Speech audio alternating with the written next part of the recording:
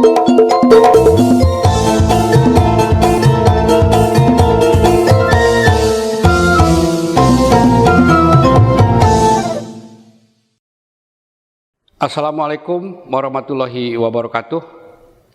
Teman-teman sekalian, kita ketemu lagi di acara KASEP, Kata Asep.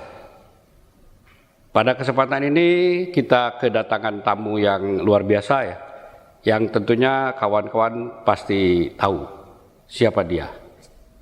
Beliau adalah rektor dari Universitas Internasional Islam Indonesia. Selamat datang, Mas Komar. Selamat datang, Kang Asep. Sehat-sehat, Mas? Sehat. Alhamdulillahirrahmanirrahim. Jadi terima kasih nih kehadirannya. Dan pada kesempatan ini kita ingin membahas hal-hal yang berkaitan dengan perkembangan keilmuan, ya juga agama ya. Pak Jenengan sebagai alumni IAIN tentunya paham agama dan bagaimana perkembangan ilmu itu. Kan kita lihat dulu beberapa hal yang tidak bisa dijawab oleh ilmu, ya ilmu-ilmu yang pendekatannya linier, itu agama bisa menjawab. Sehingga agama bisa menjadi bagian dari fidunya hasanah wa fil akhirati hasanah.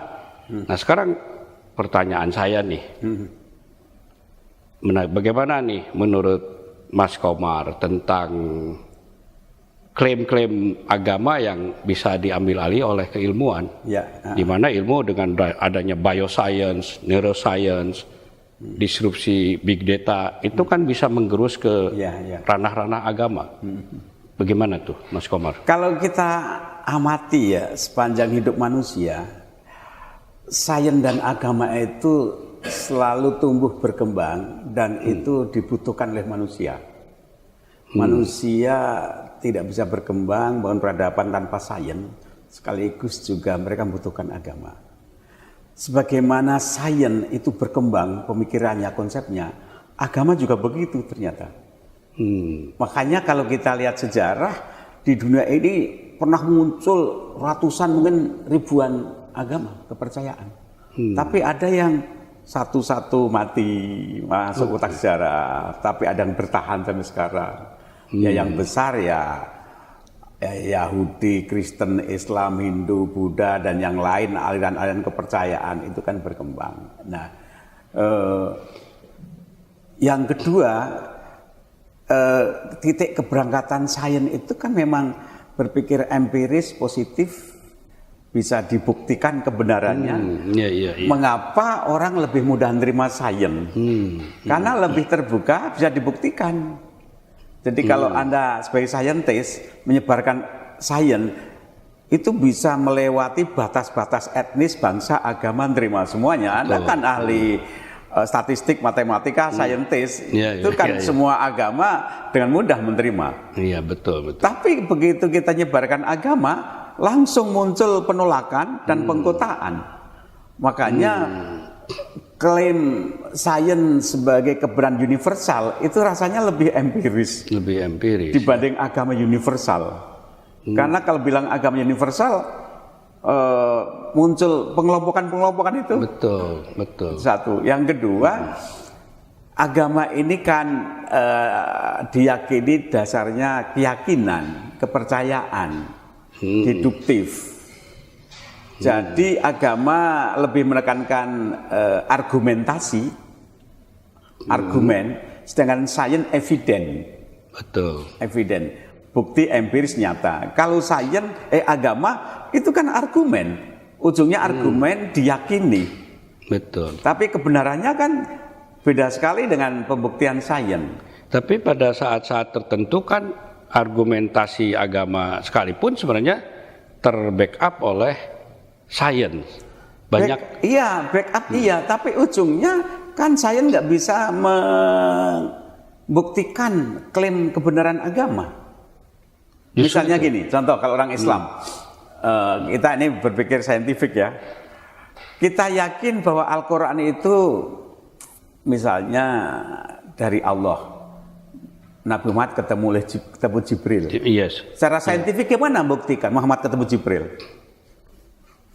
Tapi gini, mungkin saintifik masa lalu dengan kalau dari teman-teman yang di fisika yang disebut dengan Newtonian nggak bisa membuktikan itu bahwa adanya dialog antara malaikat dengan Nabi Muhammad. Tapi kalau pendekatan baru quantum theory, dengan quantum theory itu dua-duanya energi. Dan itu bisa berkomunikasi itu yang tapi itu kan masuk wilayah sains. Betul, justru itu sains bisa menjustifikasi agama dalam ini. Ya, menjustifikasi. Kalau memang semua saintis bisa menerima itu, mestinya semua saintis kan percaya pada Muhammad ketemu Jibril, tapi nyatanya kan tidak kan? Nah, ini persoalannya ya. Nah, itu bagaimana nih menghadapi situasi di mana sains sebenarnya sudah banyak mengkonfirm penemuan atau Al-Quranik lah, yang betul-betul dulu tidak tahu gitu. Sekarang dengan sains yang pendekatan yang baru, seperti neuroscience segala macam, itu kan mengkonfirmasi. Iya. Bagaimana tapi itu? Tetap itu dua wilayah yang berbeda. Klaim agama yang metafisis. Kalau Anda amati narasi agama itu ya, satu tafsir atas wahyu, diyakini dari Tuhan, dari Allah. Tapi itu nanti kalau di kampung-kampung ceritanya kan dicampur dengan dongeng. Betul. Dicampur dengan mitos. Sehingga asik dengerin. Iya.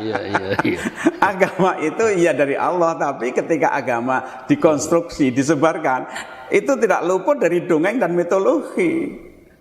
Kalau sains itu kan predictable, logis, rasional. Betul. Orang kadang jenuh loh dengan sains. Betul. Kering. Ya, tapi kering, masyarakat kan senang dengan dongeng-dongeng. Iya. Nah, sekarang yang terjadi gini. Sains ini berkembang sedemikian maju, cepat. Dan ini sebagian menggerogoti basis-basis postulat premis agama. Ya itu jadi. Makanya agama membutuhkan penalaran argumentasi yang lebih saintifik ketika diserang oleh sains. Misalnya sekarang ada berapa tokoh ateis. Kalau dulu kalau nyebut ateis kan Marx, Engels, Sigmund Freud. Sekarang ada berapa tokoh-tokoh ateis ilmuwan yang cukup terkenal yang dia menjelaskan secara saintifik. Artinya ateisme sekarang itu ateis yang saintifik. Scientific atheism. Ya kan? Nah, ini juga membutuhkan respon yang saintifik dari agama. Betul. Nah, saya jadi ingat nih ketika Profesor Abu Salam menerima hadiah Nobel tahun 70-an, ada seorang wartawan bertanya, Anda seorang Islam yang baik, bagaimana kalau Anda bisa mengkonfirm bahwa ini adalah Allah memberikan memberikan suatu pencerahan pada Anda, sehingga Anda menjadi saintis karena agama? Apa jawabannya Prof. Abu Salam? Jawabannya kurang lebih begini seperti yang panjenengan sebutkan. Kalau saya mengkonfirm itu, nanti akan ada orang-orang ateis yang mengatakan tanpa Allah pun saya mengkonfirm bahwa ini kebenaran. Sehingga saya khawatir katanya terjadi dualisme. Padahal di satu pihak juga mereka juga kebenaran, scientific proven. Saya pun scientific proven. Tapi kalau saya sebagai orang Islam yang kuat, tentunya saya akan pegang itu. Dan saya sebagai saintis yang kuat, saya hormati katanya bahwa dia tetap memegang ateisme walaupun dia juga dapat Nobel, orang besar. Nah, yang begini ini gimana situasi di dalam menurut Mas Komar, di mana agama, kalau saya sebagai orang yang dari kelompok sains dan juga saya tentunya sekolah agama dulu, ini sebenarnya dari dulu diajarin tidak bertabrakan. Bahkan agama mengkonfirm kebenaran sains dan juga sains mengkonfirmasi kebenaran agama. Tapi hal-hal demikian itu kan tidak semudah bisa kita terangkan. Ya. Bagaimana itu? Ya, misalnya gini, ide tentang kebaikan. Baik itu oleh sains, itu ukurannya apa? Empiris. Dan oleh neurosciences, itu bisa ditelusuri, dianalisis, mengapa orang menolong, mengapa orang sabar, mengapa orang itu empati. Itu dia diurai sejaring-jaring sarafnya, bahkan bisa dikondisikan. Lalu dikasih obat malah yang ekstrimnya gitu kan. Jadi baik itu, kalau dalam agama orang itu baik karena ikut perintah Tuhan. Jadi dia baik karena mengikuti aturan agama. Tapi oleh sains diurai, dia seperti itu karena ada kondisi-kondisi bisa dijelaskan struktur psikologisnya. Makanya neurosciences juga sekarang punya ilmu the science of happiness. Happiness itu apa? Merasa merdeka, tidak diganggu orang. Dia badannya sehat, kemudian potensinya berkembang, masa depannya tidak worried, merasa self esteemnya, harga dirinya dihargai. Happy itu ya dia punya bisa hobi, ekspresif juga. Semua dikumpulkan sehingga kemudian kalau Anda memenuhi kriteria ini, Anda bahagia. Dan ketika itu digunakan untuk melihat sekelompok manusia, bangsa, masyarakat, apa temuan dia? Ternyata orang-orang masyarakat yang bahagia itu tidak selalu kaitannya dengan agama. Masyarakat Finlandia, New Zealand itu bahagia. Sementara orang yang semangat beragama tinggi berantem, kemudian gelisah, hidupnya terancam. Nah, ini kan tantangan bagi agama. Betul. Jadi ternyata sains bisa menawarkan kebahagiaan ya. Nah, pertanyaannya begini, bila mana tadi dikatakan bahwa sains ternyata bisa mengkonfirmasi kebahagiaan, dan awalnya agama juga demikian. Apakah apa yang dilakukan oleh agama yang sebenarnya terkonfirmasi oleh bukti-bukti empiris dari sains, katakan neuroscience, mestinya orang-orang yang fully beragama dan dia melakukan ibadah-ibadah, melakukan perintah-perintah agama, sebenarnya itulah masuk ke dalam kelompok berbahagia. Mengapa sekarang orang-orang yang tanda petik beragama kemudian terjadi percekcokan? Ciri orang berbahagia itu merasa hidupnya tidak terancam, tidak tersaingi. Tapi ini ada beberapa orang beragama tapi terancam, marah-marah, mencaci maki orang, kemudian merasa ada musuh. Itu ciri nggak bahagia. Nah, sehingga hal seperti ini sebuah tantangan bagi ilmuwan yang bela agama. Ini ada epistemologi yang perlu dikritisi dari komunitas beragama. Makanya sekarang yang namanya sains agama itu dasarnya tidak hanya kitab suci, tapi hukum Tuhan itu juga implanted dan embedded dalam hukum alam. Jadi semesta ini, hukum-hukum alam, ini juga hukum Tuhan. Kalau Anda ingin bahagia, ikut hukum Tuhan, ikutilah kaidah-kaidah alam. Kalau lapar kamu makan, ya kan? Itu kan hukum alam, padahal hukum Tuhan. Betul. Kemudian dalam tubuh kita, sel-sel, ada beribu triliunan sel dalam tubuh kita kan? Dan itu semua rapi sekali, itu ayat-ayat Tuhan. Nah selama ini mungkin kalau kita bicara agama, itu ayatnya lebih pada ayat tekstual. Betul. Padahal semesta ini ayat Tuhan. Tubuh kita ayat Tuhan, semua ayat Tuhan. Saya terkesan pernah dengarkan satu ceramah singkat dari seorang saintis kayak Anda ini. Saya sebagai seorang ahli matematika menjelaskan Tuhan argumen, dan Tuhan mudah sekali. Apa? Semua semesta ini kan plural semuanya. Ini semua kan berawal dari titik. Semua dari titik katanya. Dari titik yang satu ini timbul pluralitas. Dan titik itulah kalau ditelusuri, titik itu ya Tuhan itu. Gitu. Iya, itu saintifik atau agamis? Itu pertemuan. Iya, saya pertemuan. setuju.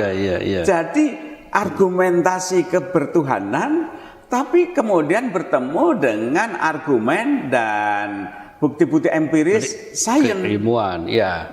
Nah sekarang yang tadi dicontohkan orang beragama tapi tidak happy dan dia marah seolah-olah ada gangguan.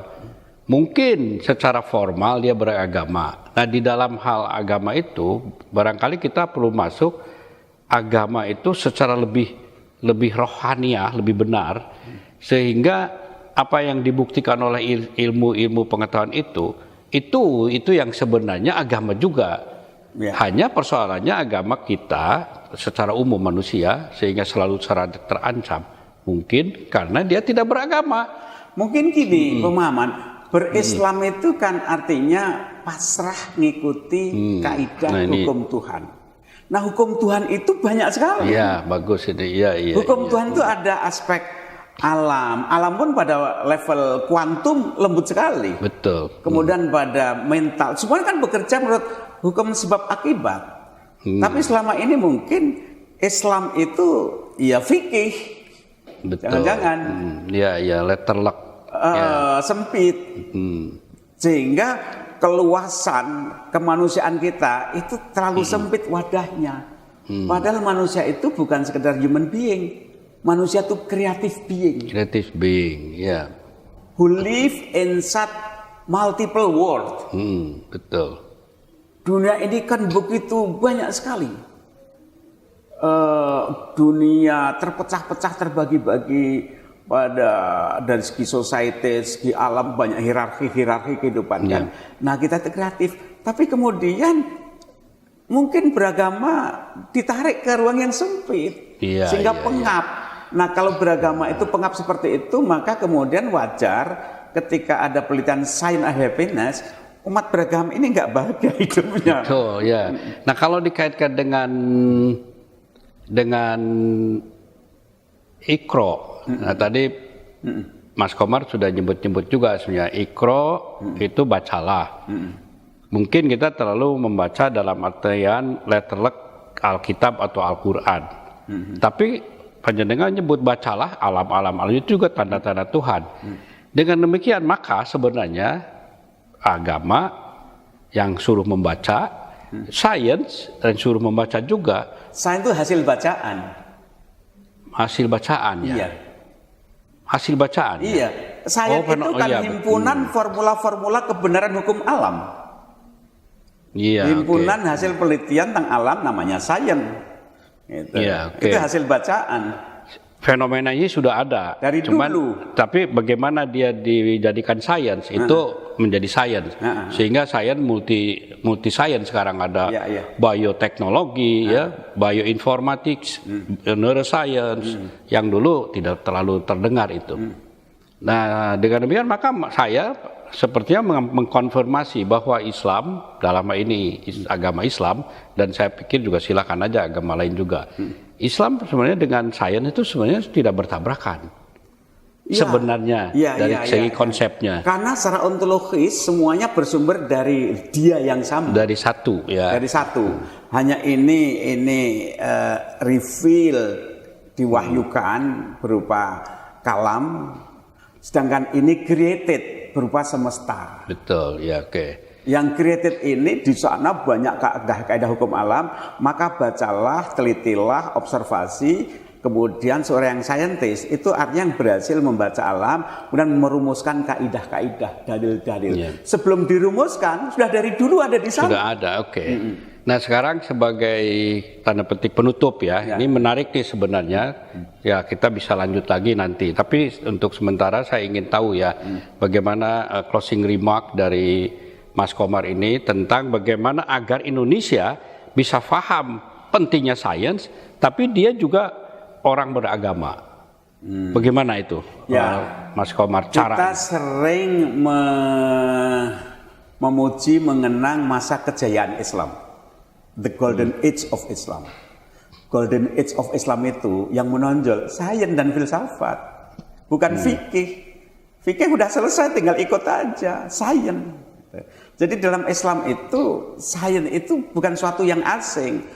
Yang kedua, kalau kita tidak mengembangkan, tidak merangkul kembali, mengembangkan sains, maka jangan-jangan agama yang kita pahami, kita konstruksi, itu lama-lama semakin ke pinggir. Padahal itu juga bagian dari Islam, tapi Islam jangan dipersempit wilayahnya. Kalau dipersempit, orang nggak tertarik pada agama, termasuk pada Islam. Betul. Itu. Jadi memang akhirnya peranan pendidikan sangat utama ya, agar tidak terjadi splitting agama dan sains, tapi bagaimana mengkombinasikannya jangan terlihat di sekolah misalnya, kan ada pelajaran agama katanya, bahkan dari TK, SD, SMP sampai perguruan tinggi. Saya waktu di pesantren itu nggak pernah ada pelajaran agama. Itu lebih baik. Ya semuanya ini Islam. Semuanya Islam. Tidur itu kalau ngantuk tidur itu Islam. Kalau halaman kotor disapu itulah Islam. Kalau kamu lapar makan itu Islam. Jadi waktu saya dapat pelajaran di pesantren, Islam itu totalitas hidup itu Islam. Betul. Jadi agama itu udah mempersempit keislaman, itu yang saya terima waktu pesantren. Ya, oke. Jadi agama dalam artian formal itu justru mengurangi esensi dari keislaman. Iya, iya. Itu para pemirsa yang tentunya tadi menyimak luar biasa, dan mohon maaf ini karena waktu, dan kita akan lanjutkan lagi untuk pertemuan yang kedua, ketiga kalinya dengan Profesor Kormar ini, yang saya nyebutnya Mas Komar karena sahabat, saya boleh dikatakan kadernya beliau. Ya, sampai jumpa. Kader yang lebih pintar. Mas Komar, terima kasih. Kita ucapkan ketemu lagi, sampai ketemu nanti suatu waktu ya. Assalamualaikum warahmatullahi wabarakatuh.